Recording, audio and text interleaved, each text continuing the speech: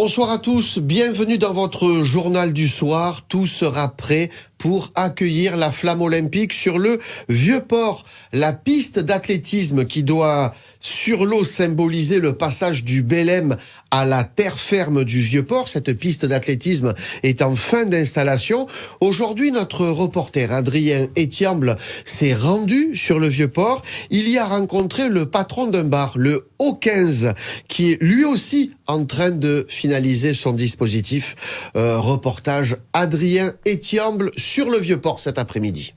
À l'heure actuelle, aujourd'hui, la veille, on est prêt. On est prêt, voilà, les effectifs sont là, on a fait rentrer de quoi abreuver tout le monde, en bière, en soft et tout, voilà, tout est prêt. Alors moi, si vous voulez, je vais me baser sur 2013, capitale européenne de la culture, le soir de l'inauguration, où il y avait à peu près le même nombre de personnes. Et donc ça avait été un raz-de-marée en fait, et ça avait même été très compliqué en fait pour travailler. Vu le nombre et le flux de gens qui passaient, c'était très compliqué en fait. Pendant un mois cet été, les Jeux vont être à Marseille aussi, on se prépare aussi pour ça? Je me prépare, mais je pense que là ça sera plus sur la longueur, je pense que ça va être un flux de personnes plus important, mais ça va se passer quand même, entre guillemets, dans la douceur, et ça va... Le rendez-vous, c'est vraiment demain. Le rendez-vous, c'est vraiment demain et après-demain. Merci Adrien pour cette interview. L'arrivée de la flamme à Marseille demain entraîne un certain nombre de perturbations sur les routes. Alors écoutez bien, l'accès à Marseille par l'A55 sera impossible dès ce soir à 20h. Depuis hier soir, la circulation est totalement coupée de 21h à 6h entre la sortie 31 des Pennes Mirabeau et la sortie 32 Saint-Antoine dans le sens Lyon-Marseille. C'est l'autoroute A7. Dès 20h ce soir et jusqu'au 9 mai à 14h30, il sera impossible d'arriver dans Marseille depuis l'autoroute A55. Les tunnels du Prado et du Vieux-Port feront l'objet de restrictions d'entrée et de sortie dès demain à 7h du matin. Soyez donc très prudents. Prenez vos précautions et anticipez vos déplacements dans la cité phocéenne. Demain, dès la mi-journée, Maritima Radio vous proposera un dispositif très complet. Écoutez la radio pour savoir où et comment vous garer. C'est-à-dire, pas comme d'habitude, à quelle heure vous retrouvez sur le Vieux-Port. Et puis, des réactions du public, vos réactions en direct sur Maritima. La flamme olympique appartient à tout le monde et elle passera, bien sûr, en direct sur Maritima Radio.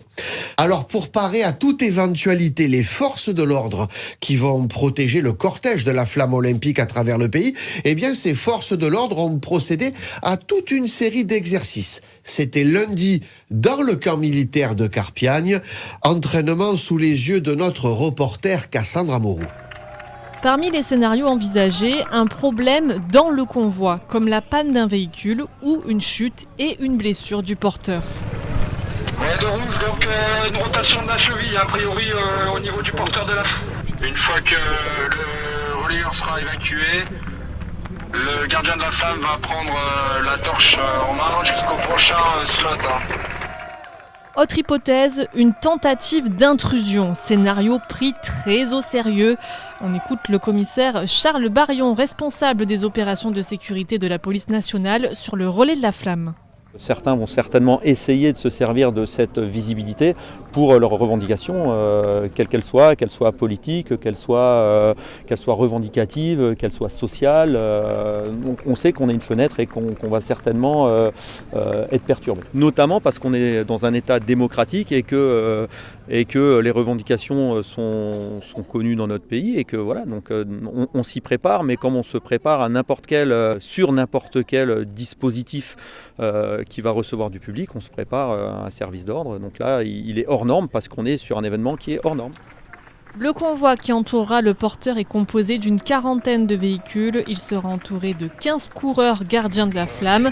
Une centaine de policiers et gendarmes feront partie de cette bulle de sécurité. Et après cette édition, Maritima Télé vous proposera d'ailleurs un éclairage, un coup de projecteur sur une gardienne de la flamme. Elle s'appelle Manon, elle est gardienne de la paix, elle vient de Paris. Elle fera partie de ce qu'on appelle les runners, ceux qui vont entourer la flamme d'une bulle de sécurité à retrouver immédiatement après cette édition. Marseille qui s'est mis en mode Jeux Olympiques depuis quelques jours déjà, la ville avait pris les devants en organisant des Olympiades jusqu'à dimanche dernier. Baptiste Moscone s'était d'ailleurs rendu sur place. Reportage. C'est une initiative qui doit permettre aux Marseillais, petits et grands, de découvrir ou de pratiquer différents sports gratuitement, comme le badminton ou l'escalade dans plusieurs quartiers de la ville. Au total, 3 villages olympiques ont été créés, dont celui situé à l'Estac, dans le jardin de l'espace Mistral. Le régisseur des lieux, Tom Golser, nous explique ce choix. Alors en fait, on a ciblé plusieurs lieux à Marseille. L'Estac, parce que c'est un lieu quand même qui est un peu isolé par rapport au reste de Marseille, donc ça permet de toucher un public qui ne peut pas forcément aller en ville. L'endroit est très agréable pour pouvoir accueillir du monde. On a une grande place au bord de l'eau. Ça représente aussi bien la ville de Marseille. Du côté de la place Charles de Gaulle, ce projet est une excellente nouvelle pour les parents. Je suis assez satisfaite. Pour une fois, je me dis qu'en tant que parent, il y a quelque chose qui se fait sur Marseille. Et c'est une belle initiative pour initier nos enfants au sport qui ne connaissent pas forcément, en fait. Comme il y a le basket, mon fils ne connaît pas. Donc au moins là, il peut savoir s'il peut aimer le basket. Non, c'est une très belle initiative. Les Olympiades font également l'unanimité du côté des principaux intéressés, les enfants bien sûr. Je suis content parce qu'il y a des gens, ils n'ont rien dans leur quartier et tout. Ils font rien. Moi là, il y a des activités. Je peux venir jouer au foot, faire du skate et tout. C'est bien ici. Je pense que cet endroit est bien. Il y a beaucoup d'activités à faire. Mais c'est cool, hein. Chaque village possède plusieurs infrastructures sportives comme des terrains multisports pour permettre à tout le monde de profiter pleinement de ce projet. On ne l'apprendra à personne, les relations entre forces de l'ordre et une partie de la jeunesse ne sont pas au beau fixe. Et comme souvent, c'est la distance qui crée la défiance. Pour rendre la police plus proche, le service jeunesse de la ville de Martigues a fait appel à une association sportive de policiers marseillais. Des policiers marseillais qui participent régulièrement à des tournois sportifs avec les jeunes. Samedi, sur le terrain du Parc des Sports Florian Aurelio à Martigues, 6 policiers marseillais et 6 policiers municipaux de Martigues se sont mélangés avec une bonne quarantaine d'ados issus de différents quartiers de Martigues pour former 6 équipes mixtes. Michel Montagne était sur place pour ce tournoi de foot, pas comme les autres. Romain est policier et membre du Sporting Club de la police marseillaise, une association qui multiplie ce type de rencontres sportives avec les jeunes. Aujourd'hui, en fait, ce qu'on veut, nous, c'est casser les codes entre les jeunes et la police. Montrer que la police n'est pas forcément là pour du négatif. Et les jeunes, pareil, un jeune de quartier, c'est pas forcément quelqu'un qui va brûler des voitures ou casser des magasins. C'est pas du tout ça la réalité. Aujourd'hui, on arrive, on n'est pas en tenue. On est vraiment habillés comme tous les jours, on vient, on met les mêmes équipements qu'eux. Petit à petit, au fur et à mesure de la journée, ils sont un peu plus en confiance aussi. Ils demandent à chaque fois d'où on vient, de quel service on est, tout ça. On discute avec eux comme on discuterait avec n'importe quel autre citoyen. Et au contraire, ils sont vraiment contents de parler avec des policiers.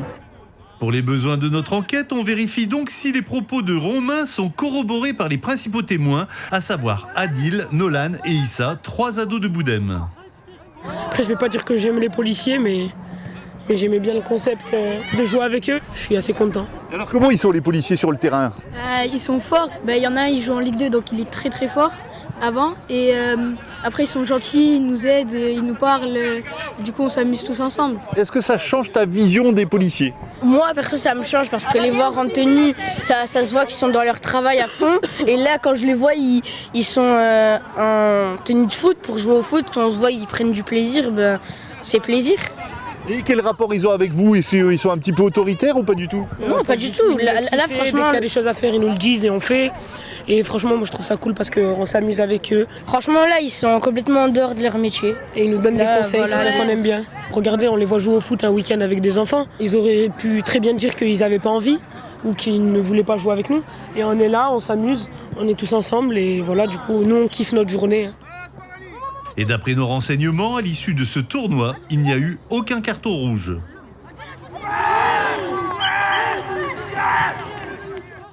Et Michel Montagne qui nous précise que c'est l'équipe de la maison de quartier Jeanne Pistoun qui a remporté ce tournoi, suivi de celle de Boudem. Jeanne Pistoun, c'est le quartier Canto-Perdrix sur le nord de Martigues.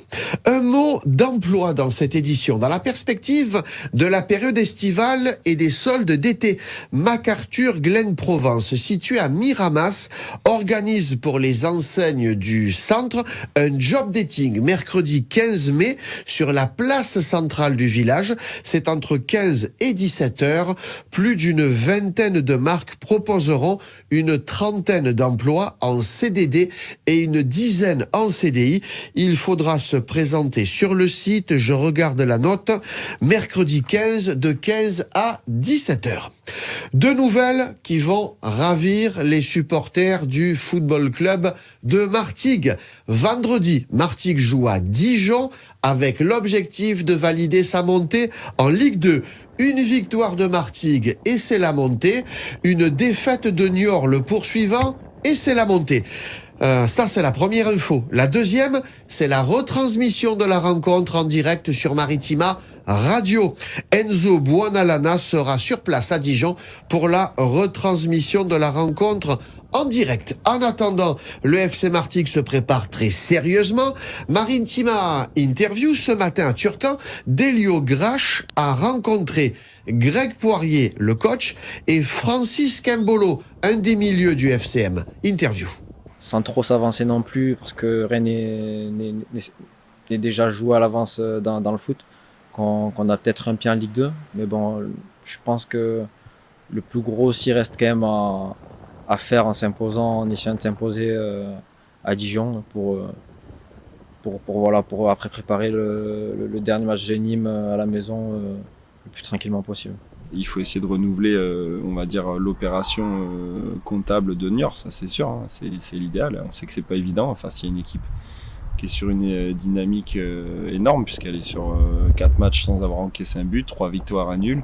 Ils ont redynamisé l'équipe avec beaucoup de jeunes et une équipe qui a un autre visage par rapport au match aller. Donc effectivement, on va essayer de mettre de la continuité par rapport à Niort. Mais ce qu'il faut surtout savoir, c'est que ce championnat national, c'est le championnat de l'état d'esprit, de l'humilité, mais aussi de l'adaptation. Et on a des contextes à chaque fois complètement différents. On est sur une fin de saison, on a forcément laissé des plumes, comme tous nos adversaires. Donc on essaie de se concentrer sur nous, sur notre plan de jeu, de voir un peu en fonction aussi des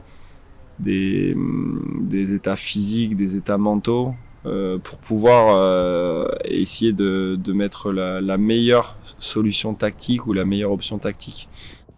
Vendredi soir, Dijon-Martigues en direct sur Maritima Radio avec les commentaires de Enzo Buonalana. Voilà, je serai moi aussi à l'écoute de Maritima Radio avec, on l'espère, une très bonne nouvelle dès ce vendredi, qu'on n'ait pas à attendre Nîmes dans une semaine à Turcan. On vous a beaucoup parlé de la flamme olympique, mais il y a sur l'agenda de la rédaction un autre rendez-vous. Samedi à Martigues, la fête de la vigne et du vin, et c'est le responsable de la cave coopérative de Saint-Julien qui va nous donner le programme de ce rendez-vous annuel. C'est une grande fête comme on fait chaque année. Donc le matin, on organise des randonnées, donc ce qu'on appelle le sentier vigneron, donc dans les vignes. Donc avec des petits arrêts, des petits stands où vous pourrez déguster nos produits, donc du blanc, un stand avec du blanc, un stand avec du rosé et un stand avec du rouge, ainsi que des visites de la cave pour montrer un petit peu voilà tout notre travail, voir un petit peu l'envers du décor donc de la coopérative. On a quand même pas mal de kilomètres de sentiers, justement ces sentiers des vignerons. C'est une balade qui va durer un petit bout de temps, plus d'une heure.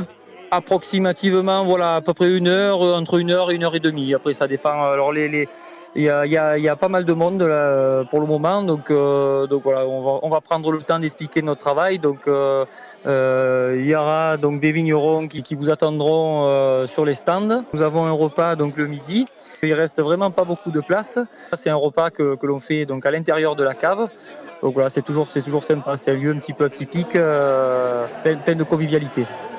Voilà, je viens de vérifier, la cave restera bien ouverte malgré les fériés mercredi, jeudi et vendredi. Vous pouvez réserver puisque ce rendez-vous est bien sûr sur réservation.